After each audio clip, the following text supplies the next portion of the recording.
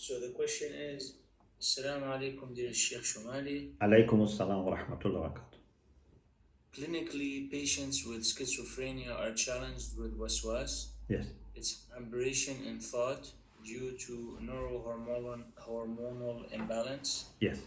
Individuals manifest waswas in both aqaid and practice.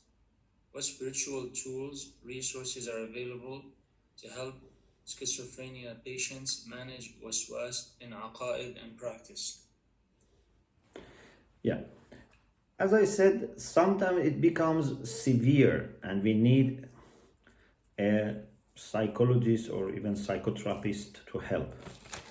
But normally in the early stage, just by ignoring and disregarding, problem can be solved. I have seen many people who have solved the problem by just ignoring. They have become much better.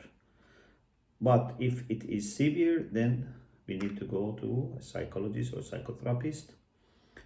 And I'm sure some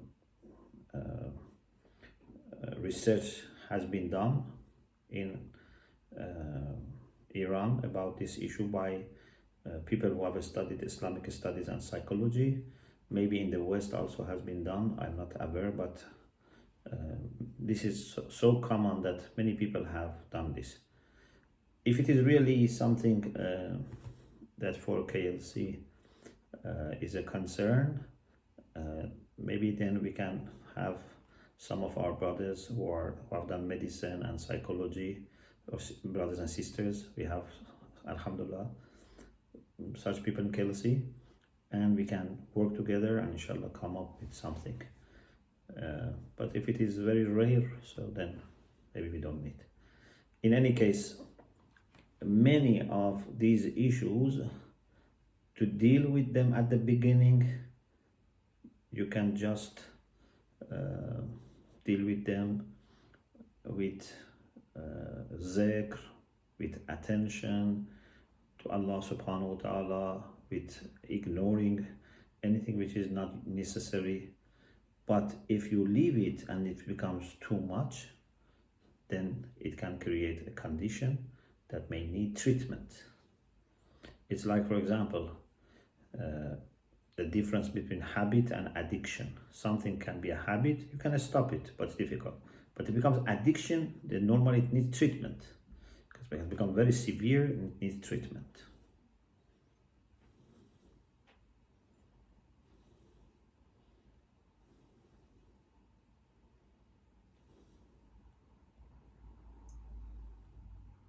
Thank you, Sheikh. Now, there was a bit of a poor connection, but I think we're back again. Can you hear me very well? I hear you very well. Alhamdulillah. So that was for the questions today. I have another question here. Yes. For the webinar. Is it a part of our faith that the Quran is unchanged and will never be changed like the past scriptures, which is one of its miracles? But my question is, how come there have been different variations of the Quran throughout history that have some differences in meaning? For example, the Great Paris manuscript, one of the earliest manuscripts of the Quran, has a small but rather significant variant in Surah 3, verse 158. The standard text today reads, "And if you die or are slain, it is unto Allah that you are brought together." However, in the Paris manuscript, there's a single additional letter not found in the modern text that reverses the meaning entirely. The verse then reads that if you die or are slain, you are not brought together unto Allah. There are different manuscripts that are very old that also have variations. So how does one know that the Quran today is unchanged? Yes. What is important in discussions about Tahrif al-Quran we have mentioned? What is important is that the actual revelation of Allah subhanahu wa ta'ala should be available, should be accessible. People may print Quran with mistakes, or deliberately they can, distort. That can happen. People can make false interpretations. That can happen. But what is important is that original revelation of Allah subhanahu wa ta'ala literally must be available. Not only in the knowledge of Allah, not only with Imam Zaman. It should be available for us. So now when it comes to the issue of different qira'at, qira'ah means reading, different recitation, different qira'ah. There are lots of discussions here, and alhamdulillah, our ulama have discussed this very well. Ayatollah Khui, Ayatollah Ma'rifat, they have all discussed this. Even in books of fiqh, they have discussed this. Whether, for example, you can have Hamd and Surah recited as recited by 7 famous ones or not. So they are all discussed. It seems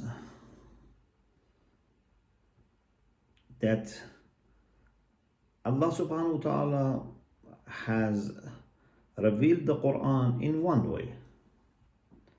This is my humble conclusion. One way Allah has communicated the Quran. But when it comes to the way which is registered and then transmitted to us, there can be variations. Some of them are more famous, some of them are less famous. Those which are very famous, which are 7 qira'at mashhur, some people have said all of them are reliable, but I don't think all of them are possibly revealed by Allah subhanahu wa ta'ala. Maybe you are excused at most. The maximum we can say that, okay, you are excused to use one of them. Maybe.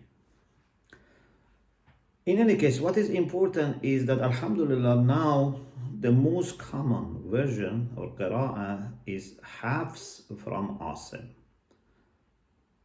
And Asim is from Kufa, and he learned from Imam Ali alayhi salam. Now all Muslims normally use this, and this is the closest thing to Imam Ali alayhi salam.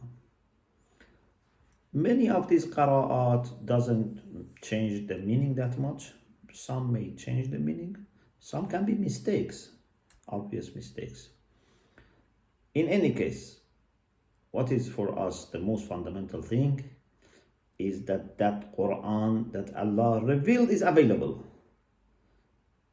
And a person who is equipped with proper methodology and proper understanding can find that one and reflect on that. Can compare it with others and find which one is better. It's not missing. Inshallah, more and more in future, I hope these things become clearer for us when we have better techniques and better, methodology to put all the Quranic references together along with the hadith, because al-Qur'an yufassiru ba'dahu ba'da wa yashhadu ba'dahu ala ba'd. Some parts of the Quran interpret other parts. Some part bear witness about other parts. So if you have comprehensive understanding of the Quran, then many of these things will become, inshallah, very clear.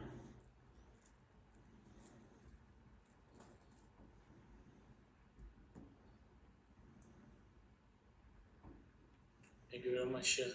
You are welcome. Inshallah, we will go to the greetings, inshallah.